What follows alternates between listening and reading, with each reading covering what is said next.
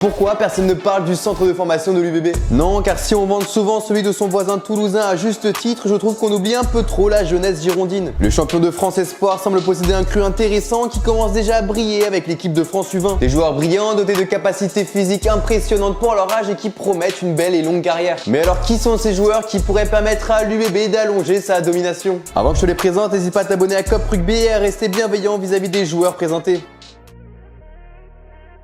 S'il y a bien un profil qui a explosé aux yeux de tous cette saison, c'est bien évidemment Elijah Epsayen. Même s'il n'a pas encore été lancé avec le club bordelais, ses apparitions avec les espoirs et le 15 de France ont été plutôt convaincantes. Avec un profil assez physique, le troisième ligne de 18 ans se fait remarquer par son activité ballon en main et sa capacité à gratter les ballons. C'est clairement le genre de joueur sur qui tu peux compter lors des fins de match tendus.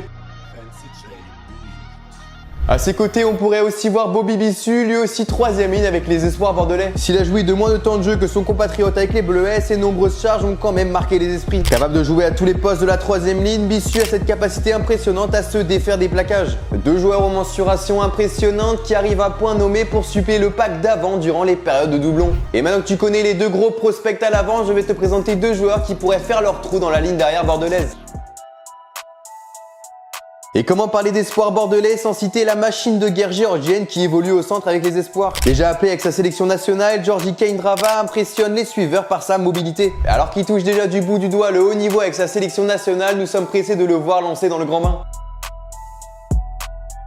Et pour terminer, je voulais mettre en lumière le numéro 10 qui a permis aux espoirs bordelais de l'emporter lors de la finale face à Toulon. À 19 ans, Joseph Laharag possède tout d'un bon ouvreur. Il a un très bon jeu au pied qu'il met au service de l'équipe, que ce soit dans le jeu courant ou même face aux perches. Il possède également un jeu très propre qui permet souvent aux bordelais de dérouler les yeux fermés. S'il continue de performer avec les espoirs la saison prochaine, on pourrait pourquoi pas le voir sur une feuille de match durant une période de doublon. Je sais que tu vas me dire que j'en ai oublié plein, mais bon, il fallait faire un choix. Je garde évidemment en tête des noms comme Dro, Ali Fanetti ou encore Paga qui pourrait aussi commencer en équipe première. Mais alors selon toi, quel espoir va s'imposer cette année en top 14? Dis-le moi dans les commentaires et si tu as kiffé, n'hésite pas à t'abonner à Cop Rugby.